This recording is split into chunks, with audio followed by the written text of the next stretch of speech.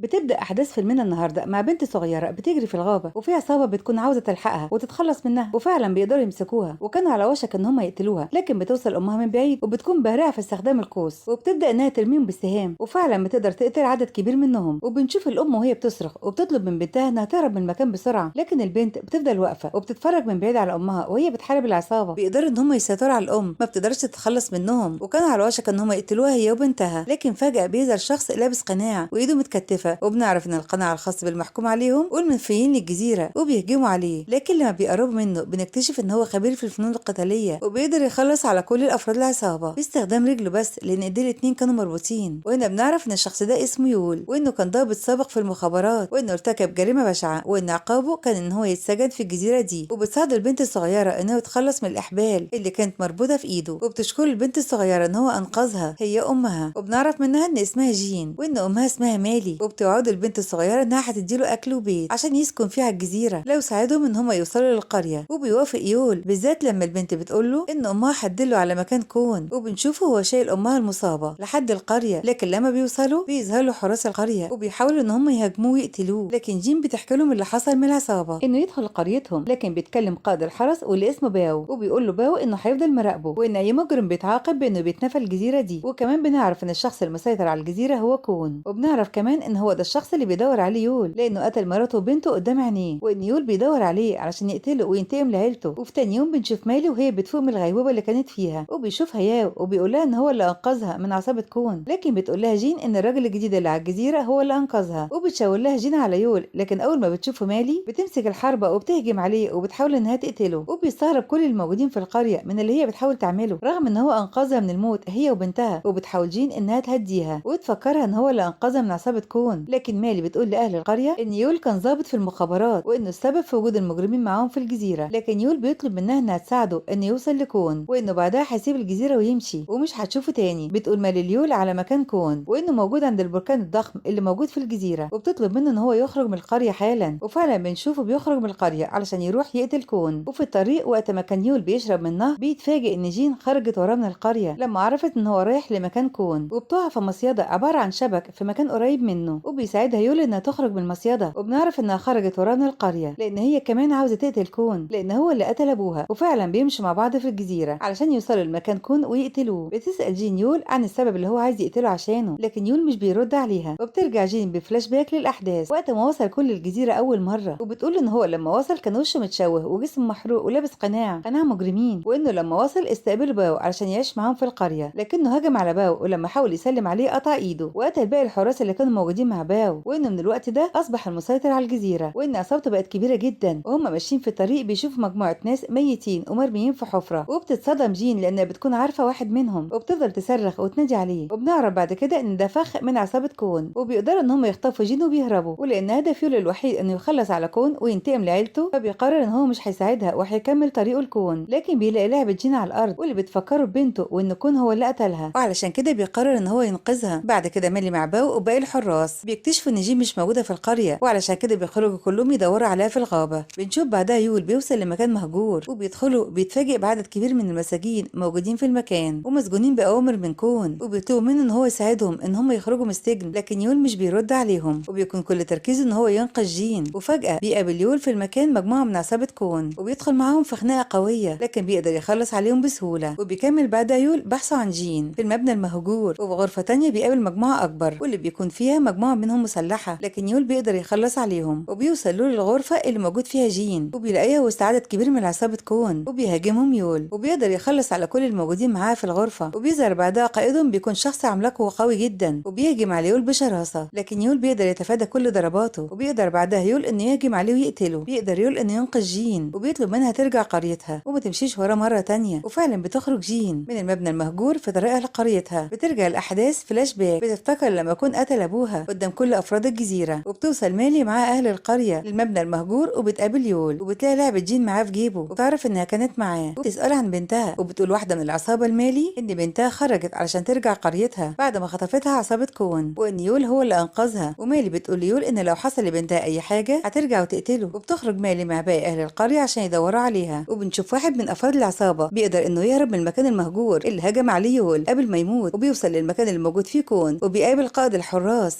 وبيبلغه ان هو محتاج يقابل كون علشان في خطر بيهدد ملكه للجزيره. وفعلا بيدخل لكون وبيظهر كون وبيكون وشه لسه متشوه ومحروق، وبتكون معاه المساعده بتاعته. وبيقول المجرم اللي هرب ان في شخص اسمه يول هاجم عليهم وانه بيدور على كون عشان يتخلص منه. وبيفتكر كون لما حرق يول وشه وبوظ له وشه، وبيتعصب بيطلب من افراد عصابته اللي موجودين في المكان ان هم يخرجوا يدوروا ويلاقوا يول باي طريقه ويتخلصوا منه. وفعلا بيخرج رجاله كون من المبنى عشان يعرفوا مكان يول. في نفس الوقت بتكون مالي وافراد قريتها لسه في الغابه بيدوروا على جين، لكن بيقدر افراد العصابه ان هم يوصلوا لجين قبلهم. وبتحاول مساعده كون انها تقتل جين، وفعلا بتضرب عليها السهم، لكن يول بيظهر في اخر لحظه وبيقدر ينقذ جين من الموت مره تانية، وبيطير بيها ويدخلوا مبنى مهجور عشان يهربوا من اسهمه العصابه. وبتظهر مالي اللي بتراقبهم من بعيد وبتشوف عصابه كون وهي بتدخل المبنى، وبيوصلوا فعلا ليول وجين. وقبل ما يقدروا يقتلوهم بتهاجمهم مالي بالاسهم، وبتقدر انها تتخلص من كل افراد العصابه ما عدا مساعده كون اللي بتقدر تخدع مالي وبتهرب، لكن مالي بتقدر تلحقها قبل ما تتوه منها في الغابه، وبتضربها بالسهم ضربه قويه وبتقتل مالي مساعده كون. بتدور مالي على بنتها جين وفعلا بتلاقيها وبتحضنها، لكن بتشوف ان يول اتصاب بسهم في ظهره لما كان بيحاول ينقذ جين. وبياخد اهل القريه جين وبيقرروا ان هم يسيبوا يول ويمشوا بدون ما ينقذوه، لكن بتترجاهم جين ان هم يساعدوا يول وبيرفض يو في البدايه، لكن بعد توصلات من جين بيقرروا ان هم يساعدوه فعلا. وبيخرج واحد من حراس القريه قدام عصابه كون علشان يشتتوا انتباههم لحد ما يهرب يول مع جين ومالي، وفعلا بيقدروا ان هم يخدعوهم. وبيقدر يول مع مالي وجين ان هم يخرجوا بره المكان ويهربوا من افراد العصابه اللي موجودين بره المبنى. وبيوصلوا للقريه وبيحاول الطبيب هناك يعالج يول، لكن بنعرف ان السهم كان عليه سم قبل ما يتضرب على يول وان اصابته خطيره جدا. بنرجع لباو وصاحبه واللي قرروا ان هم يهربوا من العصابه، لكن في الطريق بيقعوا في فخ الصيد واللي منتشر منه كتير في الجزيره. وفعلا ما تقدر عصابه كون ان هم يقبضوا عليه وبيحاولوا يعرفوا منه مكان يول، لكن في البدايه بيرفضوا ان هم يكلموا. وبيقتل القائد كورجان صاحب باو وبيهددوا انه لو ما دلوش على مكان يول هيخلص على كل اهل القريه. بيعمل باو مع جركان اتفاق وهو انه يسلموا يول مقابل انه ما يقتلش اي حد من افراد القريه، وفعلا بياخدهم للقريه علشان يقدروا يقبضوا على يول. وبتتفاجئ مالي وكل اهل القريه من اللي عملوا باو، وبالذات لان يول ساعد جين اكتر من مره ونجاها من الموت. بيبدا جركان انه يقتل في اهل القريه، وبيبدا قتال قوي بين اهل القريه وعصابه كون اللي بتخلص على معظم اهل القريه. وبنشوف باو وهو مصدوم من اللي بيحصل حواليه لانه كان السبب في الناس اللي بتموت، لانه دل العصابه على مكان يول. بنرجع ليول اللي بيكون لسه في غيبوبه وبيحلم باليوم اللي قدر فيه كون انه يقتل مراته وبنته قدام عينيه.